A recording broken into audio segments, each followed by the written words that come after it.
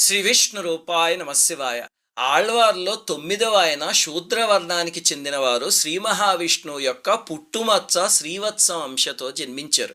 ఆయన పొలంలో ధాన్యపు రాశిలో అయోనిజుడిగా దొరికితే మాలదాసరి కుటుంబానికి చెందిన వాళ్ళు తీసుకెళ్లారు. ఆ కులాన్ని పాణరని పిలుస్తారు. అందుకే ఆయన్ని పాణరని పిలిచేవారనమాట.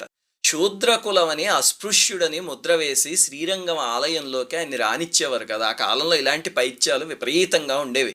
ఆయన రోజు కావేరీ నదిలో స్నానం చేసి తంబూరా పుచ్చుకుని శ్రీరంగం గోపురం కేసి చూస్తూ ఆనందాశ్రువులు కారుస్తూ చక్కగా స్వామి పైన కీర్తనలు పాడుకుంటూ ఉండేవారు.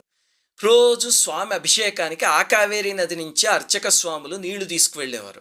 లోకసారంగముని అని ఒక ఆయన శ్రీరంగంలో ప్రధాన అర్చకుడు.